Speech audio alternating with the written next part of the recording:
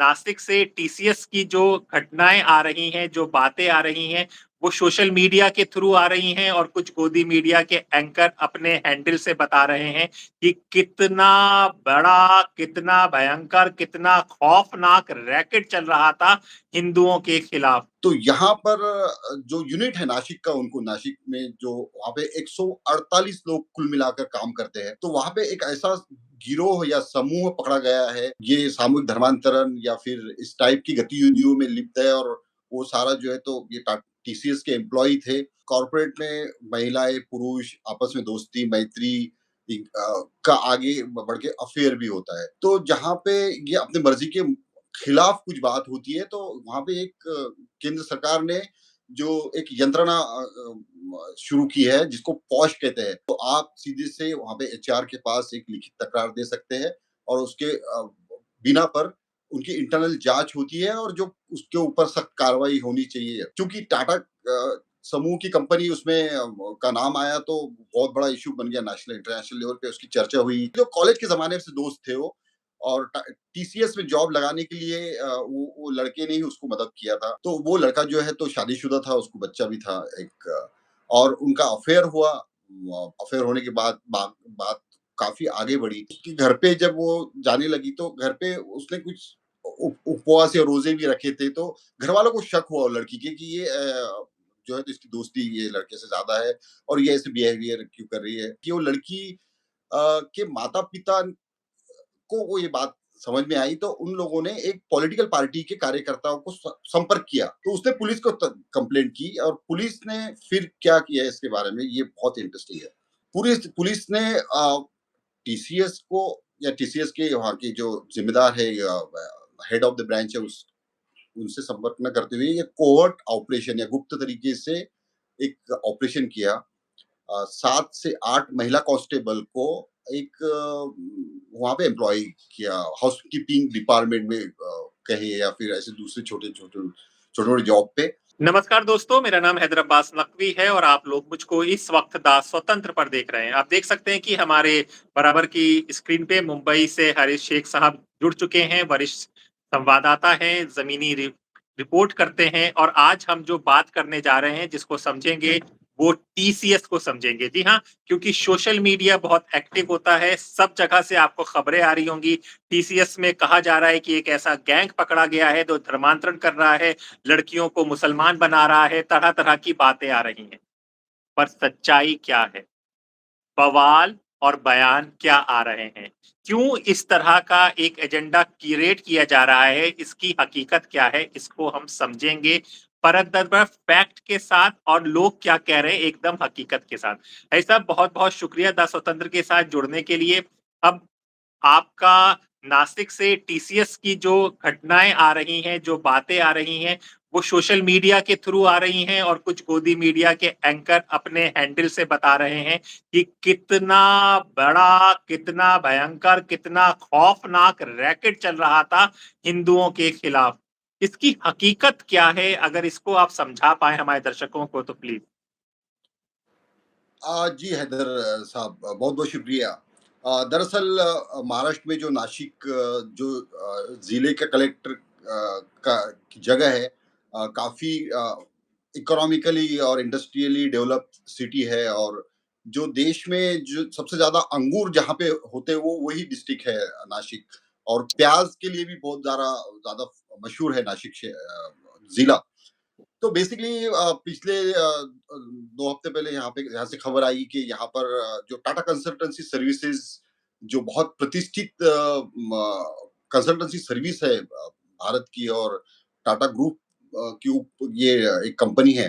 तो यहाँ पर जो यूनिट है नासिक का, उनको नासिक में जो वहाँ पे 148 लोग कुल मिलाकर काम करते हैं।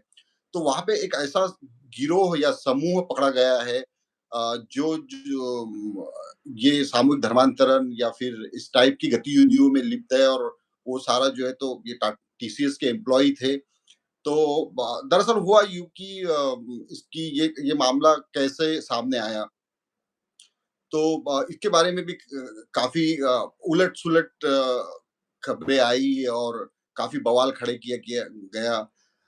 तो इसमें ये सारा मामला अगर हैदर भाई जब हम देखें, आपने भी कॉर्पोरेट वर्ल्ड में काम किया है, हम भी कॉर्पोरेट वर्ल्ड में काम करते हैं और कॉर्पोरेट में महिलाएँ, पुरुष आपस में दोस्ती, मैत्री का आगे बढ़ के अफ़ेयर भी होता है। तो जहाँ पे ये अपनी मर्ज़ी के खिलाफ कुछ बात होती है, तो वहाँ पे एक केंद्र सरकार ने जो एक यंत्रणा शुरू की है, जिसको पॉश कहते हैं, प्रिवेंशन ऑफ सेक्सुअल हैरेसमेंट। तो उसके तहत अगर किसी लड़की को कोई लड़का कॉर्पोरेट वर्ल्ड में तकलीफ देता है या फिर कुछ उसका सेक्सुअल हैरेसमेंट करता है, तो आप सीधे से वहाँ पे एचआर के पास एक लिखित तकरार दे सकते हैं और उसके बिना पर उनकी इंटरनल जाँच होती है और जो उसके ऊपर सख्त कार्रवाई होनी चाहिए। तो नासिक के जो प्रकरण में जो बातें सामने आई हैं और जो बातें जो कुछ मेनस्ट्रीम मीडिया और इससे जो पिक्चर जो एक चित्र बनाया गया है राष्ट्रीय स्तर पर, क्योंकि टाटा समूह की कंपनी उसमें का नाम आया तो बहुत बड़ा इश्यू बन गया, नेशनल इंटरनेशनल लेवल पे उसकी चर्चा हुई कि देखिए कॉर्पोरेट वर्ल्ड में उसको कुछ जो है राइट विंग मीडिया ने कॉर्पोरेट जिहाद का भी नाम दे दिया और तो सारे भवें तन गई है और सारे लोग जो है तो इसको देखने लगे। तो दरअसल हम बात कर रहे थे कि ये मामला एग्ज़ैक्टली है क्या? तो यहाँ पर जो 2 लड़के हैं जो एक जिनका ताल्लुक माइनॉरिटी कम्युनिटी से है, मुस्लिम तरुण है और एक जो है तो हिंदू लड़की थी। इन दोनों की दोस्ती तो कॉलेज के ज़माने से दोस्त थे वो और टीसीएस में जॉब लगाने के लिए वो लड़के ने ही उसको मदद किया था। तो वो लड़का जो है तो शादीशुदा था, उसको बच्चा भी था एक और उनका अफ़ेयर हुआ। अफ़ेयर होने के बाद बात काफ़ी आगे बढ़ी। तो उसके दरमियान उसको वो लड़की को पता नहीं था।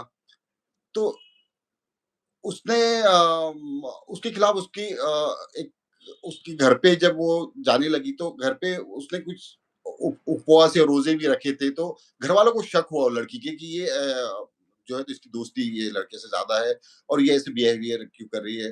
उनको ज़रा उसपे तकलीफ हुई। वो लड़की देखिए आप एक बात ध्यान में रखिए, वो लड़की के माता-पिता को वो ये बात समझ में आई तो उन लोगों ने एक पॉलिटिकल पार्टी के कार्यकर्ताओं को संपर्क किया और वो पॉलिटिकल पार्टी के कार्यकर्ता को संपर्क करके कहा कि ये हमारी लड़की जो है तो ऐसा-ऐसा बिहेवियर कर रही है इस टाइप से। तो वो लड़की ने तकरार नहीं थी उसकी, तो उसके माता-पिता ने वो पॉलिटिकल पार्टी के अब आप समझ सकते हैं कौन से पॉलिटिकल पार्टी के कार्यकर्ता थे। तो उसने पुलिस को कंप्लेंट की और पुलिस ने फिर क्या किया इसके बारे में ये बहुत इंटरेस्टिंग है। पुलिस ने टीसीएस को या टीसीएस के वहाँ की जो ज़िम्मेदार है या हेड ऑफ द ब्रांच है उस उनसे संपर्क न करते हुए ये कोवर्ट ऑपरेशन या गुप्त तरीके से एक ऑपरेशन किया।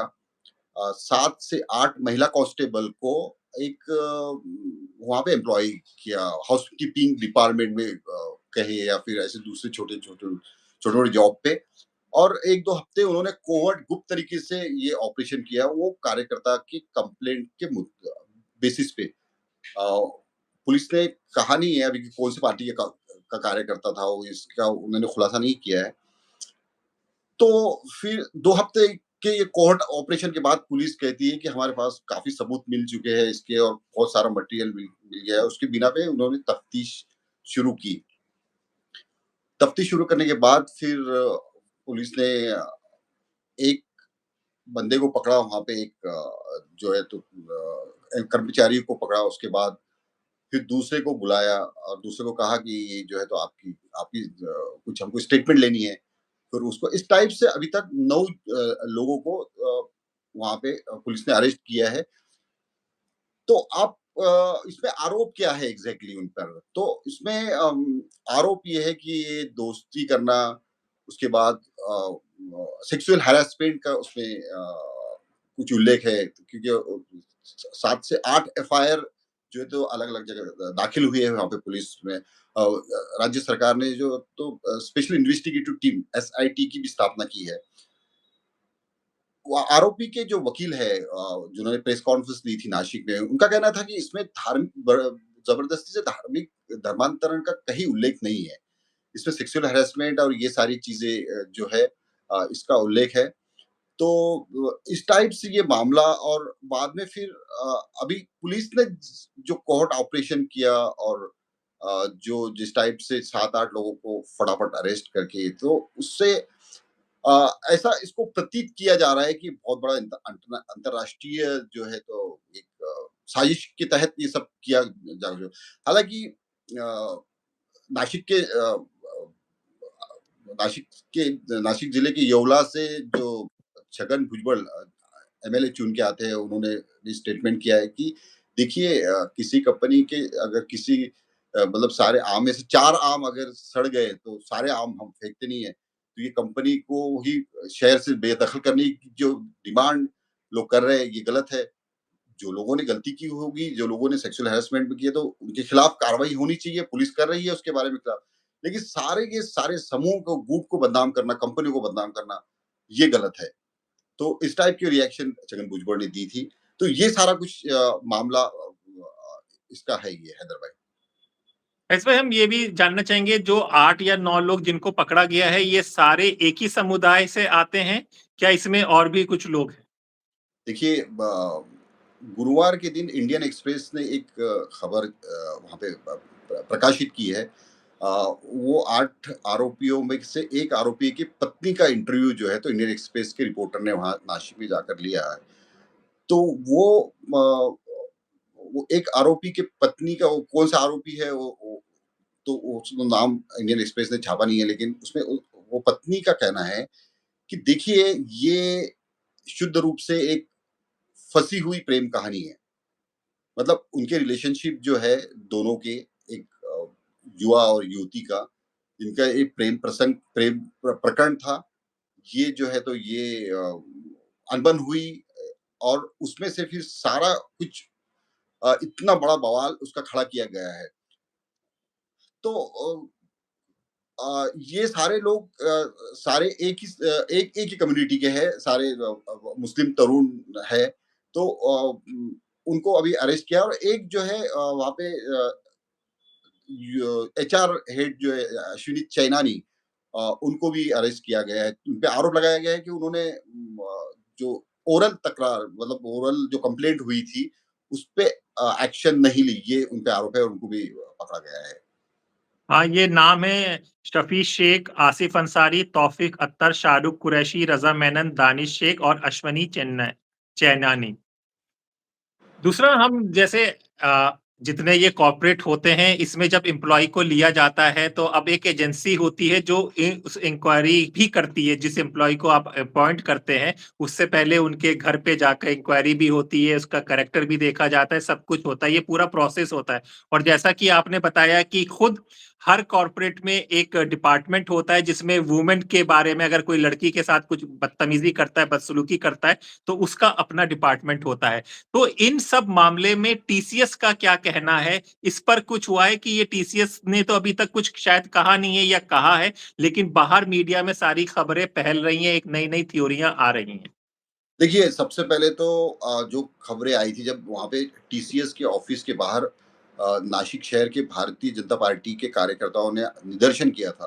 उसके बाद में कुछ जो राइट विंग मीडिया में खबरें आई थी कि टीसीएस अपना यूनिट बंद करने जा रही है।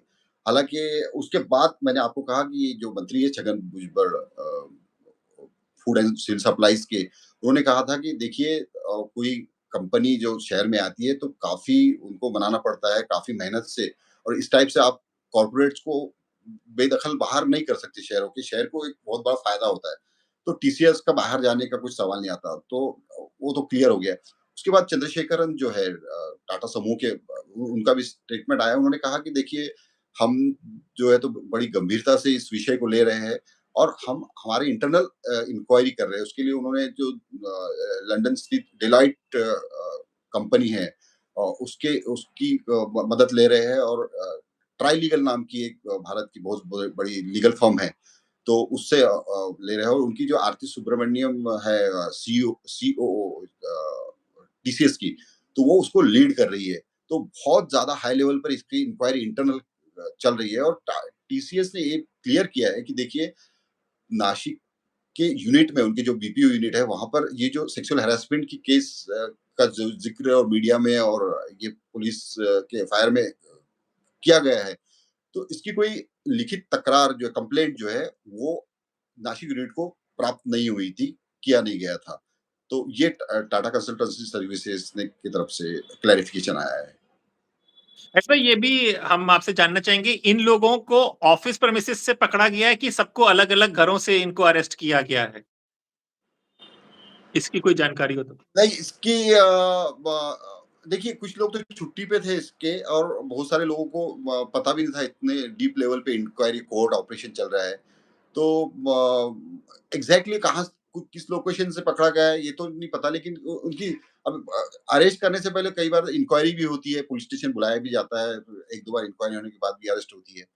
तो ये सब नासिक के रहने वाले हैं और यंग है 20 से 25 एक की उम्र सिर्फ 34 साल है जो मुख्य आरोपी बताया जा रहा है पुलिस बता रही है और बाकी 25 और 24 फ्रेशर या स्टार्टर जिसे कहेंगे हम वो लेवल के ये सब नौजवान और तरुण है। हाँ, सोशल मीडिया में ही हमने देखा कि आरोपी के पेरेंट्स के बयान आ रहे हैं कि भई इनको फँसाया गया है। उधर नेशनल कमीशन वुमेन्स का भी आया है कि अभी वो गए हैं, इंक्वायरी हो रही है। तो विक्टिम की फैमिली के भी कुछ बयान आए हैं, क्या है? इन सब चीज़ों के बारे में कुछ जानकारी है? नहीं विक्टिम के सारे हाँ विक्टिम ये जो आरोपी है आप कह रहे हैं कि आरोपी के फैमिली के और आरोपियों का तो आ ही रहा है, हम सुन रहे हैं कि पेरेंट्स के आ रहे हैं चीज़ों की भई हमारे बच्चों को फँसाया गया है। Right, right. तो जो विक्टिम जो है तो विक्टिम के फैमिली से कोई अभी तक ऐसा तकरार आई नहीं है। लेकिन आरोपियों के फैमिली मैंने कहा कि इंडियन एक्सप्रेस ने खबर जो छापी है तो एक उसमें से 9 आरोपी में से एक आरोपी के पत्नी का इंटरव्यू है। उसका कहना है कि इसमें ये जो मामला है, ये फँसी हुई प्रेम कहानी है 2 इंडिविजुअल्स के बीच की है और उसको इतना बवाल जो है तो मीडिया और ये सब खड़े कर रहा है कि ये सब ऑर्गेनाइज़ है और संगठित रूप से धर्मांतरण ज़बरदस्ती से किया जाने का ये है। उसका वो जो एक आरोपी की पत्नी है, उसने तो इंडियन एक्सप्रेस को बताया कि देखिए उसका पति जो अभी अरेस्टेड है, वो तो मतलब जब ऑफ़िस जाता था, तो उसमें टिफ़िन पे नॉन-वेज भी नहीं ले जाता था, ताकि किसी को असहज महसूस ना हो। मतलब इस टाइप से बहुत सारे लोग वेज तो वो मेरा पति इस टाइप से लोगों की भावनाओं का ख्याल रखता था, तो वो धर्मांतरण वगैरह की बात सोच कैसे सकता है? तो इस टाइप से वो उनका इंटरव्यू आया है। पॉलिटिकल रिएक्शंस किसी के आए हैं, उसकी कुछ जानकारी हो?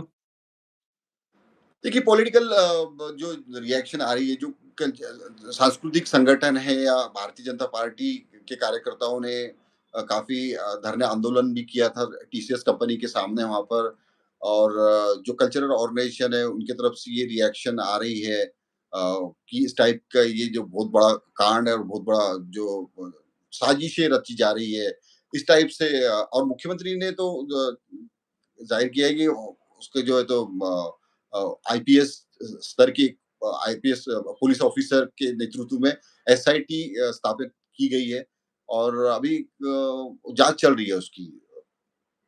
और हमने सुना है कि कॉर्पोरेट जिहाद का नाम आ गया है फिर से?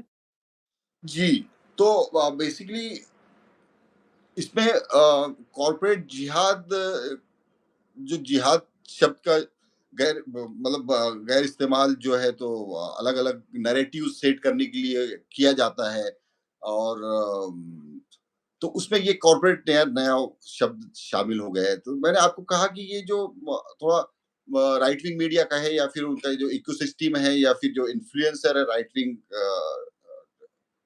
टाइप के, तो इन लोगों ने इसका बवाल जो है तो खड़ी किया है और उसी वजह से समस्या ये हुई कि एग्जैक्टली सच्चाई क्या है इसकी। तो ये सच्चाई बहुत सारे लोगों के सामने आ नहीं रही है, एग्जैक्ट हुआ क्या है? बहुत सारे लोग एक कन्फ्यूज़ में हैं कि एग्जैक्ट हुआ क्या है? तो ये थोड़ा बवाल चूँकि इसमें एक पर्टिकुलर कम्युनिटी इन्वॉल्व होने की वजह से एक बवाल खड़े किया गया है और एक बहुत बड़ा देखो डेंजर हमारे सामने है और ये सब हो रहा है। तो चूँकि इसमें जो जिन लोगों ने गलती की है सेक्सुअल हैरेसमेंट की एफआईआर में सेक्सुअल हैरेसमेंट की जो उसमें दाखिल है उसमें क्या तो उसके मुताबिक उस पे इंक्वायरी होगी और सजा भी उनको मिलना ही चाहिए इसमें अगर जो गिल्टी है तो जाहिर सी बात है गिल्टी जो उसमें पाए जाएंगे इंक्वायरी के आखिर में तो उनको जो सज़ा है, सज़ा का प्रावधान है तो वो होना ही चाहिए। लेकिन इसका जिस टाइप से सारे किसी विशिष्ट समूह को बदनाम करने की या समूहों को घेरने की कोशिश जो इसके बाद ये जिसको कहते हैं कि छुपे तरीके से जो होती है, तो ये इस पर भी थोड़ी ये जो है तो ये सही नहीं लगता है। एक नाम बड़ा चल रहा है निदा खान को, पहले एचआर का उनको हेड बताया गया कि यही इस तरह से सब काम करते थे। केरला स्टोरी से भी जोड़ा गया कि किस तरह से किया जाता है।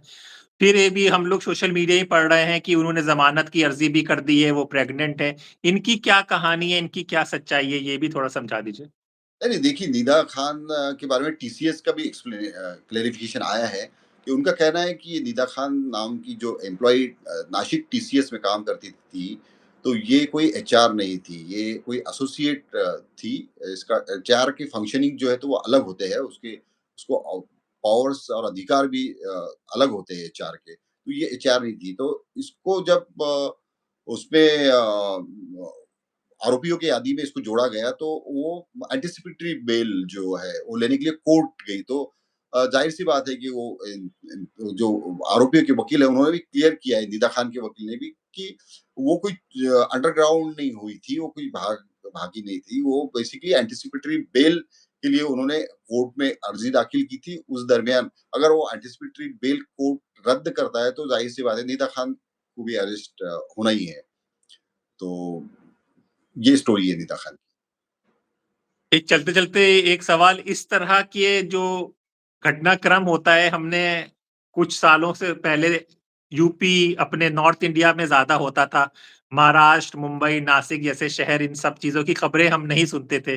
लेकिन पिछले कुछ अरसों से इस तरह की खबरें वहाँ से भी आने लगी हैं। ये बदलाव बड़ा नहीं, नहीं देखिए अभी मीडिया और सोशल मीडिया और डिजिटल मीडिया का प्रभाव जो है तो ये कोई 2 स्टेट और 2 देशों के बीच नहीं रहा, ये पूरा ग्लोबल हो गया है। अभी कोई भी छोटी-सी बात और जो अ, सोशल मीडिया पे इस टाइप की चीज़ें और इस टाइप की जो कंस्पिरेसी थियरीज़ जो हम कहेंगे, इसका जो प्रभाव है ये बहुत जल्दी होता है और बहुत तेज़ी से फैलता है, तो उसी का ये एक हिस्सा है। ट्रेंड जो है तो एक सब देखिए समय-समय पे अलग-अलग ट्रेंड होते हैं और ये बदलते रहते हैं। देखिए ये एक तरीके से ट्रेंड ही है। लेकिन मुझे एक भरोसा है कि महाराष्ट्र की पुलिस काफ़ी कॉम्पिटेंट है, काफ़ी फुर्तीली है और उनका एक अच्छा नाम है। तो आईपीएस लेवल का पुलिस ऑफिसर के अध्यक्षता में जो एसआईटी वहाँ पे उन्होंने बनाई है, तो ज़ाहिर-सी बात है इसमें जो गिल्टी है, जिन्होंने जो दोषी पाए जाएँगे उसको सज़ा होगी और इसमें अगर सादी सिंपल भाषा में कहें कि दूध का दूध और पानी का पानी हो इसका हो जाएगा पर और ज़ाहिर-सी चलते-चलते बात है पुलिस हाँ। जी, जी। जो गिल्टी है इस केस में, तो उनको सज़ा मिलनी ही चाहिए। बिल्कुल, बिल्कुल। जो कानून है उसे कानून को अपने हिसाब से काम करना चाहिए, जो अपराधी है जिसने गलत किया उसे सज़ा मिलनी चाहिए, यही हम लोग कहते हैं कि जिसने गलत किया है उसे सज़ा मिलनी चाहिए, कानून उसको सज़ा दिलाए। हम चलते-चलते चाहेंगे कि पुलिस का कोई स्टेटमेंट है, पुलिस का क्या बयान आया है, वो बता पाएँगे इस पूरे केस को लेके? नहीं, पुलिस ने तो एफआईआर जो 8 एफआईआर दाखिल किए हैं, उसमें जो है तो ये आरोपियों के वकील जो है उन्होंने जो एएनआई से बात की है 2 दिन पहले नासिक में उन एएनआई को बताया था कि देखिए सारे एफआईआर की भाषा जो है तो स्टेटमेंट एक ही जैसे है। कुछ 1-1 या 2-2 लाइन ही सिर्फ़ अलग है। मतलब इसमें कोई बहुत ज़्यादा सारे लोगों के एक ही सिर्फ़ एक एफआईआर में धार्मिक भावना दुखाने का एक आरोप है। बाकी सारे इसमें जो है तो सेक्सुअल हैरेसमेंट का उल्लेख है। इसमें कहीं कोई एफआईआर में ज़बरदस्ती से धर्मांतरण का कोई मेंशन नहीं है। तो पुलिस तो अभी कोर्ट में उनका जो इंक्वायरी होगा तो वो कोर्ट में अपनी साइड जो बाजू रखेगी उसमें। तो पुलिस का ऐसा कुछ बाकी स्टेटमेंट कुछ नहीं आया है। मतलब उनकी जाँच ही चल रही है इस केस में। और चले थे टीसीएस ने इन लोगों को अभी नौकरी में रखा हुआ है या हटा दिया गया है? इस पे कोई खबर है आपके पास? देखिए जब अरेस्ट होती है किसी एम्प्लॉयी की तो ज़ाहिर-सी बात है कंपनी को कुछ ना कुछ एक्शन लेनी पड़ती है क्योंकि पुलिस अरेस्ट के बाद कंपनी को अपनी साख का जो है तो इमेज का भी की भी सोचना पड़ता है। तो ये सारे एम्प्लॉयी को शायद निलंबित किया है इन एम्प्लॉयी को लेकिन टीसीएस का यूनिट जो है तो वो वहाँ पे है, नासिक में बंद नहीं हुआ है।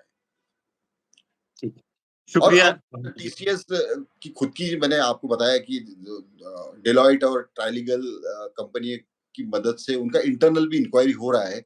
उनका इंक्वायरी बहुत मायने रखता है क्योंकि ये बहुत डेलॉयट दुनिया की तीसरे चौथे नंबर की एक फैसिलिटी कंपनी है और अ, बड़े-बड़े कंपनियों को सलाह देती है और ट्राइलीगल भी बहुत जानी-मानी लीगल कंपनी है। तो ये सब जो धुरंधर जो लीगल क्षेत्र के आएँगे और वो सब देखेंगे तो उसके बाद उनका क्या इंक्वायरी कमेटी की इंटरनल इंक्वायरी कमेटी का रिपोर्ट आता है, वो भी देखना पड़ेगा। शुक्रिया है साहब, आपने बहुत अच्छे से पूरा केस को समझाया। उम्मीद है कि जो स्वतंत्र देख रहे होंगे, उनको पूरी बात समझ में आई होगी कि बात क्या थी, कैसे है और किस तरह से उसको आगे बढ़ाया जा रहा है और किस तरह से प्रोपेगेंडा और एक प्रचार किया जा रहा है, एक पूरे समुदाय के खिलाफ। जो होगा वक़्त पे इस टीसीएस का क्या डेवलपमेंट होगा, हम आपको सही खबर फैक्ट के साथ बताते रहेंगे। तो हैरी साहब बहुत-बहुत शुक्रिया स्वतंत्र के साथ जुड़ने के लिए। तो दोस्तों हमें इजाज़त दीजिए, फिर होगी मुलाकात ऐसी किसी चर्चा के साथ, तब तक के लिए नमस्कार। बहुत-बहुत शुक्रिया।